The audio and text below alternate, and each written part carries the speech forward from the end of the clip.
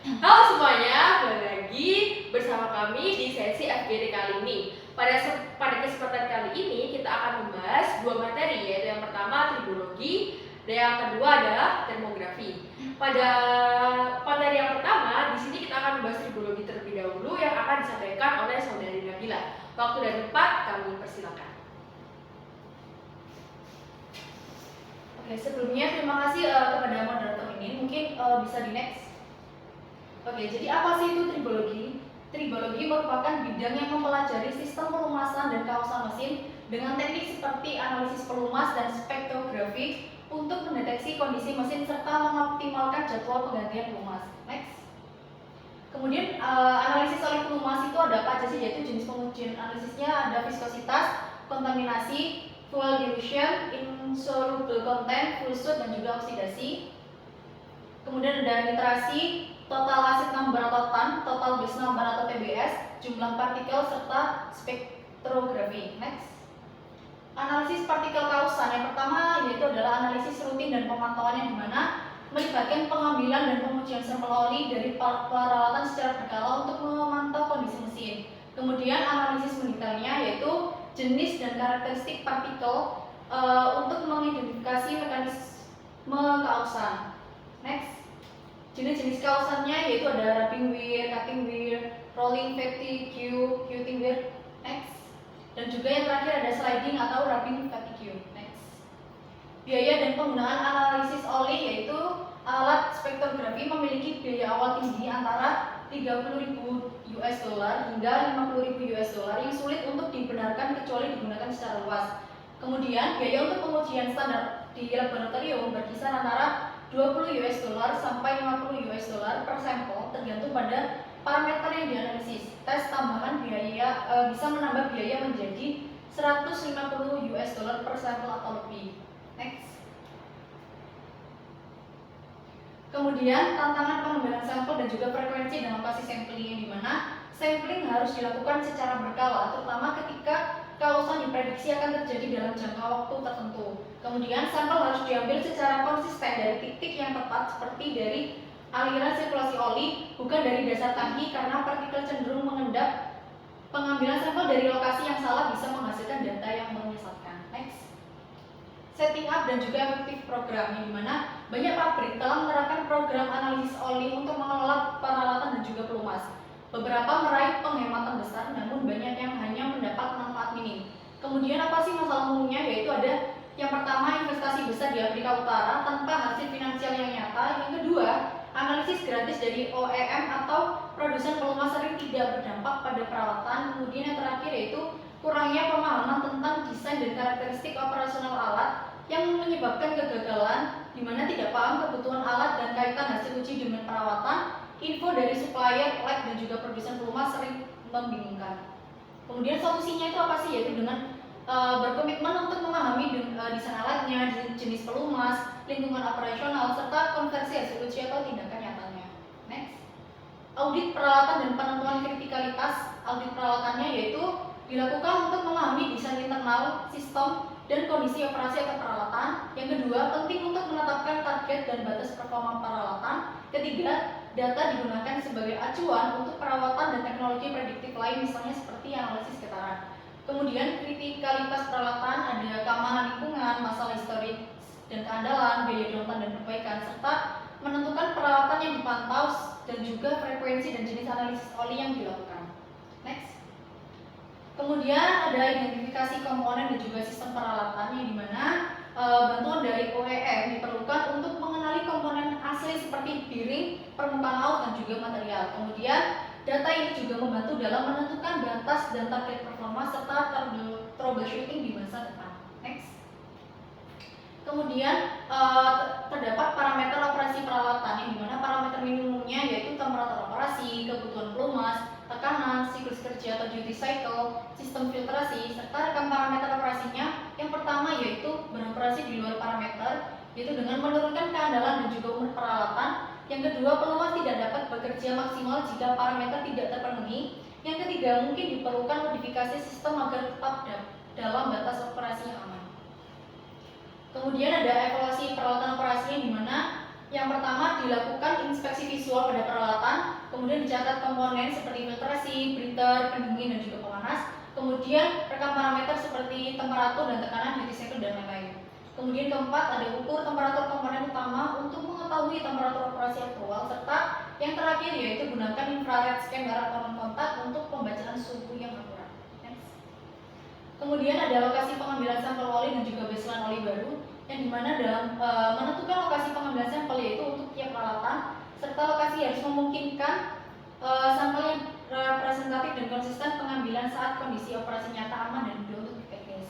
Kemudian pengambilan sampel oli baru sebagai acuan awal atau baseline digunakan untuk membandingkan sifat fisik dan kimia oli saat digunakan. Komposisi pelumas dan aditif bisa berubah, target dan alarm perlu disesuaikan. Next saja. Kemudian ada supaya pelumas, ada penanganan dan pengeluaran pelumasnya. Next. Ada baseline signature, ada flow-sheet peralatan. Next. Pengambilan sampel itu gunakan metode pengambilan yang konsisten dan representatif. Lokasi dan cara pengambilan sampel harus tepat dan seragam. Pengujiannya atau testingnya itu sesuai jenis alat rekomendasi hasil audit, serta pengujian khusus atau exception testingnya dilakukan bila hasil sampel menunjukkan anomali atau alarm lebih batas dan juga lainnya. Next. Ini ada input datanya, tinjauan baseline dan juga pengujian khususnya juga. Next. Kemudian untuk monitoringnya yaitu dengan mengumpulkan dan memantau tanda awal kerusakan pelumas, peralatan, dan atau perubahan lingkungan kerja. Hasil monitoring untuk mengarah pada tindakan perawatan yang tepat demi operasi yang aman dan efisien, serta monitoring rutinnya dilakukan secara terjadwal dan berulang. Next.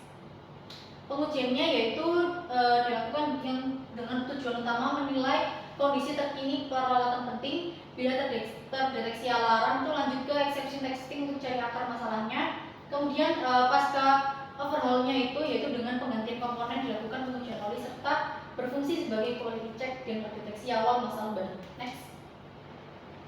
Kemudian selanjutnya ada monitoring yaitu analisis data semua tes inspeksi dibandingkan dengan batas dan alarm, serta analisis akar masalahnya yaitu untuk masalah atau kegagalan berulang dilakukan root cause analysis. Next. Kemudian untuk evaluasi programnya yaitu didasarkan pada pengukuran kondisi dan performa untuk mendeteksi kerusakan sebelum terjadi kegagalan besar yang bisa berdampak pada keselamatan dan juga produksi. Dengan program PDAP dikelola dengan baik, mampu mengidentifikasi dan melacak anomali, mendeteksi masalah lebih awal, serta meningkatkan keamanan aset. Next. Oke, baik. Sekian presentasi dari saya mengenai teknologi. Mungkin dari Mbak Enggar ada pertanyaan. Oke, baik. Terima kasih atas pemaparan materi yang luar biasa dari saudari Nabila. Untuk kali ini kita akan sesi Q&A. Apakah dari Mbak Enggar ada pertanyaan? Oke, saya ingin bertanya Mbak Nabila.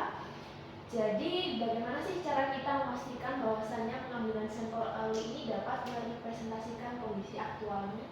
Oke, mungkin aku sebelumnya cross-check pertanyaannya dulu. Jadi pertanyaannya adalah gimana sih cara kita memastikan bahwa pengambilan sampel oli itu benar-benar merepresentasikan kondisi aktual mesin, benar ya? Oke, mungkin bisa di sebelum slide ke yang sampel oli. Terus. Oke.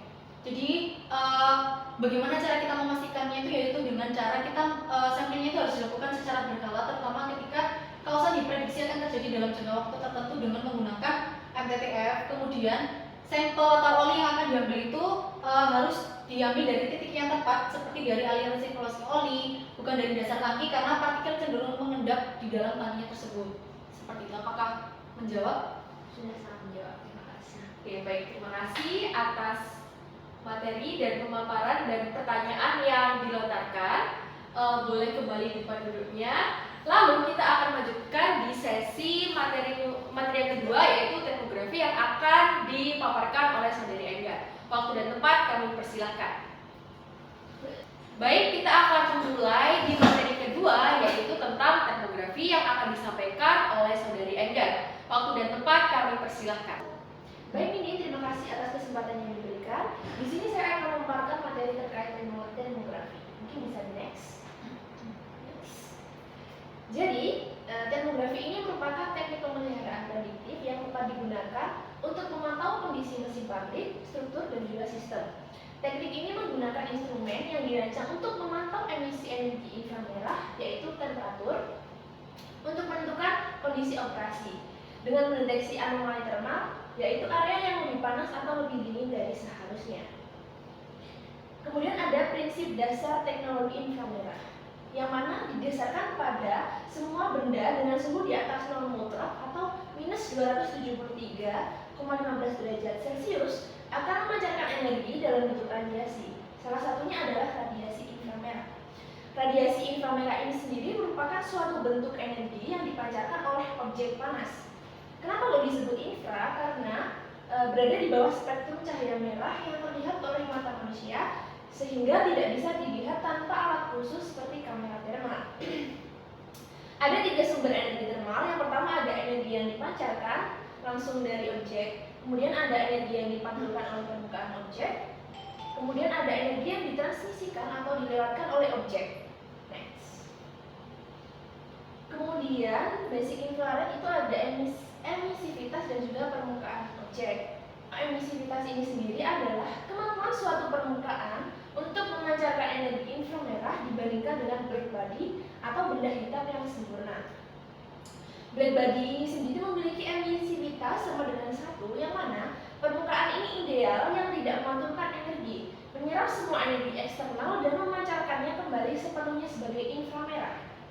Kemudian gray body ini memiliki emisivitas kurang dari 1, yang mana permukaan nyata yang memantulkan sebagian energi dan hanya memancarkan sebagian. Sebagian besar peralatan pabrik tergolong gray body. Next. Ini ada beberapa tipe instrumen yang digunakan pada infrared. Yang pertama ada infrared thermometer yang berfungsi untuk mengukur temperatur pada satu titik kecil, yang mana ini cocok untuk spot check pada bantalan, motor, atau pipa. Kelebihannya sendiri ini adalah murah dan mudah digunakan, tetapi hanya mencakup satu titik saja. Instrumen yang selanjutnya adalah lens scanner yang digunakan untuk menindai suhu sepanjang satu garis linear, cocok untuk permukaan bergerak seperti konveyor, serta mampu memberikan data suhu dalam bentuk distribusi atau dimensi. Namun, hanya mencakup satu garis saja, bukan area penuh dari objek yang diperiksa. Instrumen yang selanjutnya adalah infrared imaging, yang mana instrumen ini mampu menampilkan distribusi suhu seluruh mesin secara real time dan ideal untuk inspeksi menyeluruh dan dokumentasi jangka panjang. Biasanya digunakan untuk inspeksi menyeluruh pada motor, heat exchanger maupun yang lain.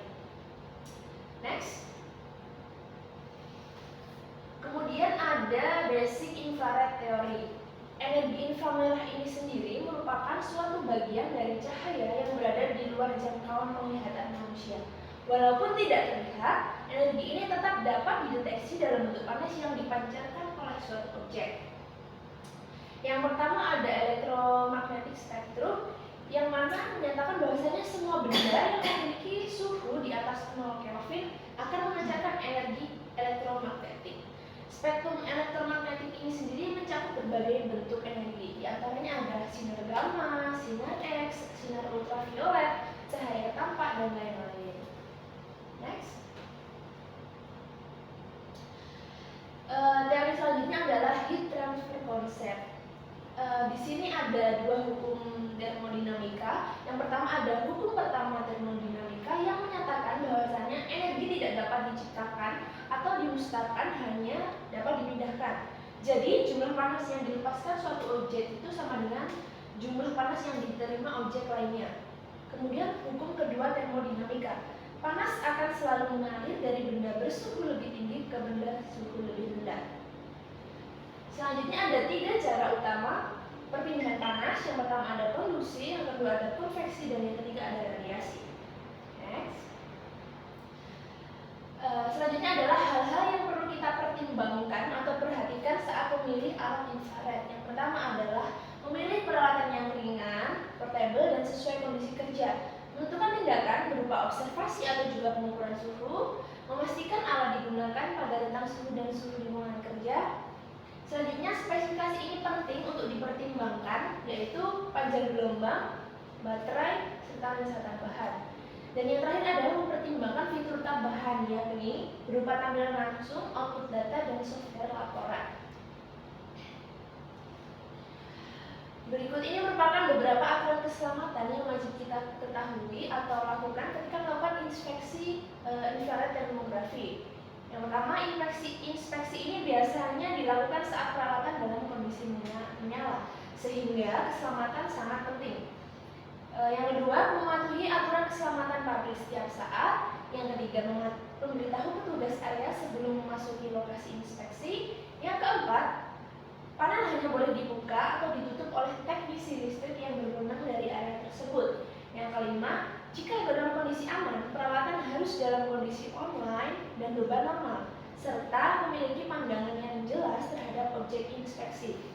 Yang keenam, untuk peralatan dengan penutup terkunci atau interlock, jika tidak ada mekanisme bypass, maka harus dimatikan terlebih dahulu sebelum dibuka dan dinyalakan kembali dengan aman. Kemudian ada infrared scanning procedure. Jadi tujuan inspeksi inframerah ini sendiri adalah untuk mendeteksi dan mendokumentasikan masalah pada sistem listrik atau mekanik dalam bentuk yang mudah dipahami. Sebagian besar masalah terjadi pada terminasi dan sambungan, terutama antara tembaga dan aluminium. Sambungan atau splice ini biasanya dirancang dengan benar, tidak boleh lebih panas dari konduktornya. Serta semua sambungan bermasalah harus dibongkar, dibersihkan, dipasang ulang atau diganti sesuai dengan kebutuhan. Ini ada beberapa jenis masalah yang terjadi pada infrared. Yang pertama pada mechanical looseness, yang mana mechanical looseness ini atau pelonggaran mekanis seringkali terjadi akibat sambungan yang longgar dan pemasangan berulang, seperti pada clip cycling. Masalah ini biasanya dapat dikenali jika dengan melakukan pengukuran suhu akurat atau isotherm yang dipersempit hingga satu titik untuk menemukan sumbernya. Kemudian masalah yang selanjutnya terkait dengan komponen failure. Biasanya terjadi pada beberapa komponen. Bisa terjadi pada motor control dan distribution center, bisa terjadi pada main secondary switchgear, circuit breaker distribution panel, bus gas, motor, dan lain-lain. Next. Mungkin demikian pemaparan materi dari saya. Selanjutnya saya kembalikan ke moderator. Oke, baik. Terima kasih atas pemaparan yang luar biasa dari Saudara Enggar. Di sini, apakah dari Saudara Nabila ada pertanyaan? Ada. Oke, baik. Boleh disampaikan? Oke, izin bertanya kepada Mbak Enggar. Pertanyaannya adalah dari beberapa metode predictive maintenance yang lainnya, kira-kira apa sih keunggulan utama dari termografi ini dibandingkan dari metode PM yang lainnya? Oke. Boleh dijawab langsung? Oke, saya izin menjawab Mbak Nabila.